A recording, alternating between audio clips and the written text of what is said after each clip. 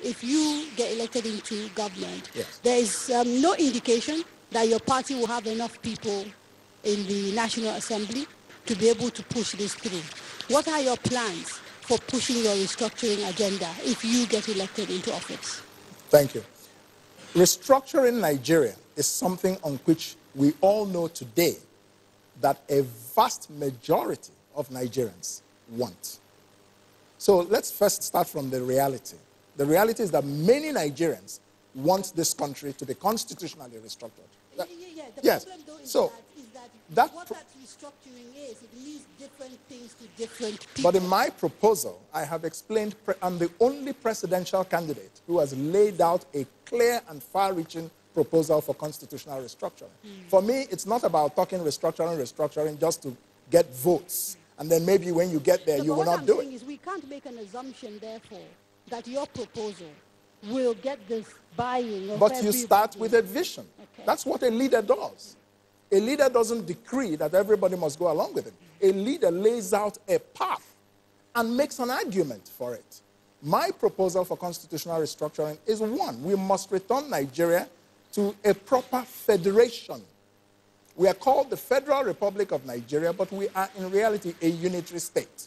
Two, that federation should be based on geopolitical and geoeconomic zones, not states. That's my argument. The reason for that is predominantly economic, that there is a lot of economic advantage, a lot of economies of scale that come from a regional approach to economic development rather than many states which today are not viable fiscally. We know that about 30 of the 36 states in this country today are not fiscally viable.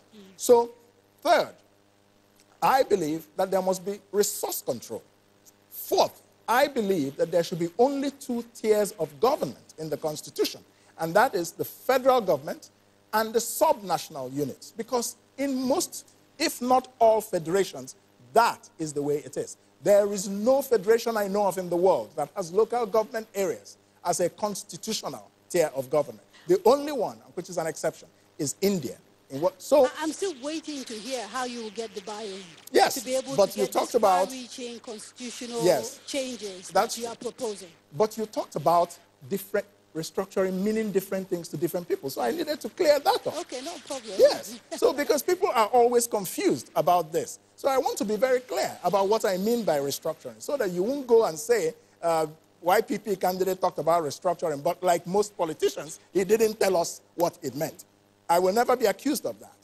Now, the fifth is that there must be a proper separation of religion from public policy in a constitutionally restructured Nigeria. I've sorted that out. Now, let's move to how. When I become president in 2019. Not if. When. Okay.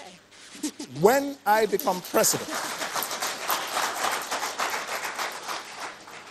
When I become president, here's what I'm going to do. First of all, I will sit down with the leadership of the National Assembly, because Nigeria cannot be restructured. The Constitution cannot be changed or amended without the participation of the National Assembly. We will sit down and have a leadership-level discussion where I will lay out my vision with an argument as to why it is good for this country.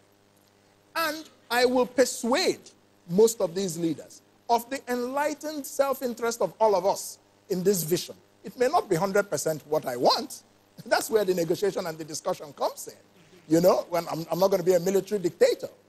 But I will present an executive bill based on this vision after discussion with the leadership of the National Assembly. I will set up a high-level presidential commission on constitutional restructuring made up of about 7 very distinguished Nigerians with no political partisanship leanings, who will look at previous efforts, like the National Conference, like Obasanjo's own attempt, and so on. And, you know, distill this. And then we'll say, look, where do we go from here? We will then present an executive bill. We will go directly to the Nigerian people and make the case for restructuring. Right. And so that's how you intend to